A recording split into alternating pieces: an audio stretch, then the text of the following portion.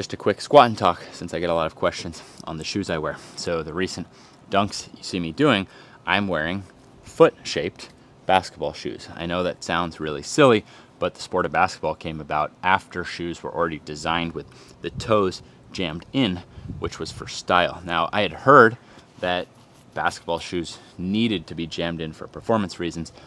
I didn't really believe this, and there's some specific reasons that I wanted to make a solution. Now, before that, I don't want to seem like that's part of my knee journey. I've worn all kinds of different shoes over the last 10 plus years. It hasn't mattered, no matter how badly I was jamming in my toes. Things still worked for my knees, and for my lower legs, I believe in long-term strength training on both sides. Now, I like to show, if you're not familiar with strength training both sides, you could start this right now with absolutely no equipment. You could go to a wall, put your butt against it, lean forward, straighten the legs, and then do like a reverse calf raise, raise your toes. The closer you stand, the easier it is. The farther you stand, the harder it is. You could even hit failure and then back up a little bit more and keep going. I like 25 reps, similar to if you were new to any type of bodyweight training.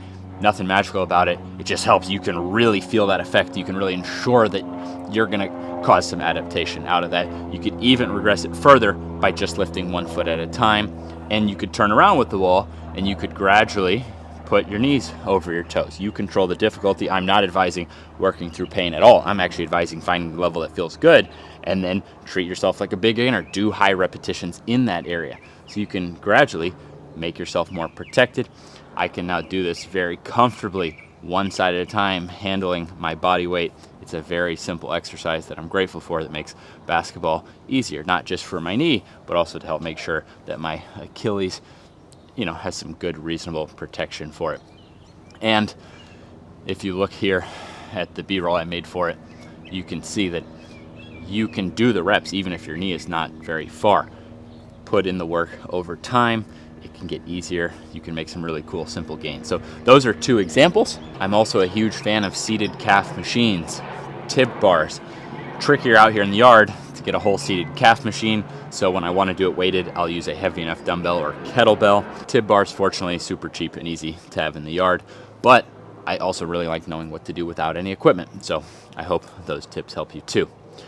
Now, moving into why making it. Well, I was still getting that pain to the inside bone there by the big toe, like where my big toe gets jammed in, that pain right there.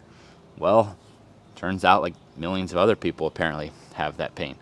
For me, when I wear a shoe that's shaped like a foot and doesn't jam in, that pain goes away. I don't have the pain. Well, I don't want to be in pain if I don't have to be. So we've been working on the shoe for a few years now. I'm happy to say that people are consistently reporting they love it. Some people even saying it's their favorite shoe to play basketball in because they can actually use their feet more. There's an additional factor, which is something that bothered me personally, having been through ankle injuries, seen ankle injuries. I'm not saying a basketball shoe doesn't need cushion, but in more recent history, the heel of basketball shoes have been raised up even more, which was a big thing that came about for style. The research on that so far shows more risk of ankle sprains. Now, that is not opinion. It's just physics. So the more you raise up a shoe, the greater the distance when an ankle rolls. So I believe in having cushion, but I'm trying not to have more cushion just for style. You don't jump off your heels anyways. It's still going to be through the ball of the foot. So like this shoe has a similar amount of cushion. It just doesn't then increase the heel cushion. So for those reasons, we started to make our own thing, actually with two awesome YouTubers right here.